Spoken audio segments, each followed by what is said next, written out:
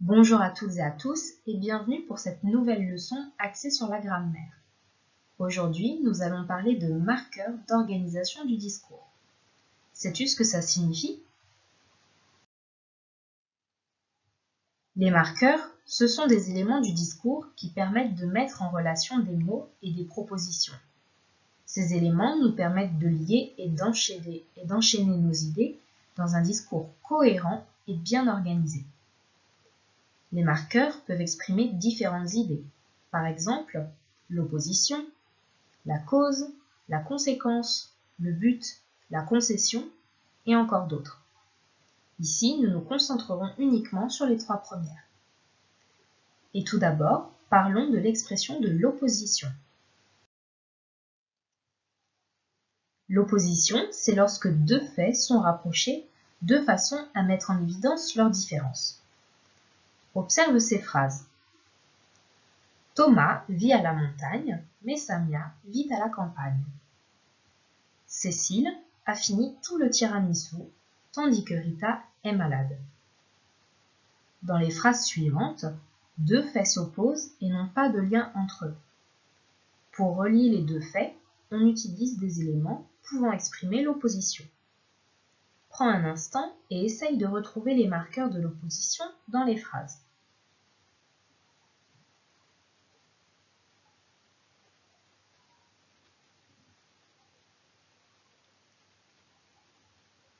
Ça y est, il fallait retrouver mais et tandis que.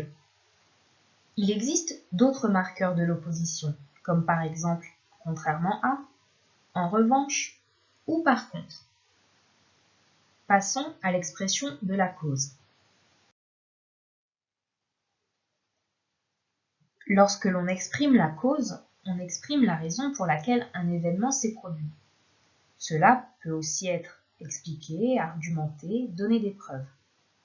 Par exemple, dans la phrase « Marc n'est pas sorti vendredi soir parce qu'il devait étudier », la raison pour laquelle Marc n'est pas sorti est qu'il devait étudier.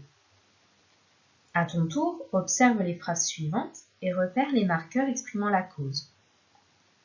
Marc n'est pas non plus sorti samedi car il devait travailler. À cause du réchauffement climatique, la planète est en danger. J'ai de meilleurs résultats grâce au travail collaboratif. Attention, les marqueurs ne se trouvent pas toujours en milieu de phrase.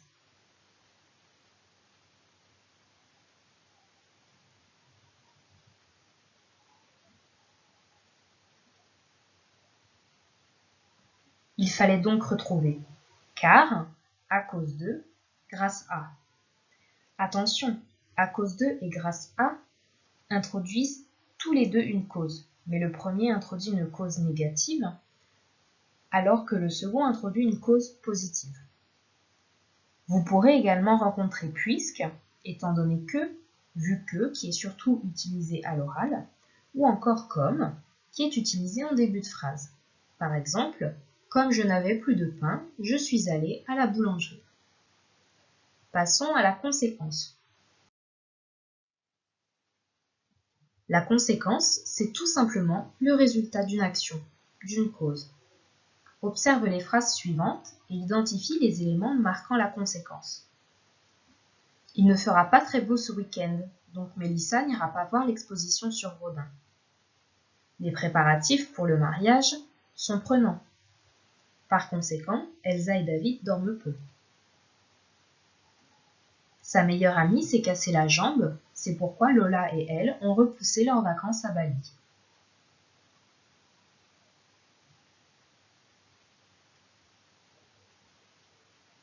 Ça y est, il fallait mettre en évidence. Donc, par conséquent, et c'est pourquoi. Vous pourrez rencontrer d'autres marqueurs exprimant la conséquence, par exemple alors, en conséquence, ainsi, de ce fait, ou encore d'où, qui sera toujours suivi d'un nom. Pour finir, il existe également des marqueurs vous permettant de donner un ordre à votre discours, de classer les idées. C'est ce qu'on appelle les connecteurs de classification et d'énumération. Voici un texte d'exemple. Essaye de retrouver les marqueurs d'organisation.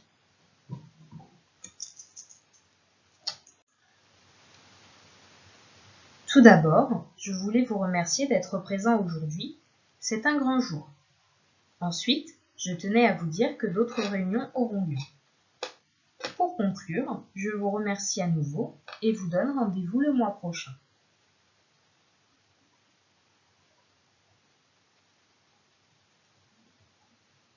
Il fallait remarquer. Tout d'abord, ensuite, pour conclure. Il en existe d'autres que tu pourras rencontrer à l'écrit comme à l'oral. Par exemple, en premier lieu, deuxièmement, après, de plus, enfin, puis, pour finir. En résumé, nous pouvons dire que les marqueurs sont des éléments servant à organiser ton discours et qui peuvent exprimer plusieurs choses, parmi lesquelles l'opposition, la cause ou la conséquence. En général, ils peuvent s'utiliser en début ou en milieu de phrase, sauf quelques exceptions. Voilà, tu sais presque tout sur les marqueurs d'organisation du discours. Tu sais que pour la prochaine fois, tu dois essayer de compléter l'exercice sur les marqueurs à disposition sur le site renversant ou dans ton carnet. Merci de votre attention et je vous dis rendez-vous à une prochaine leçon. À bientôt!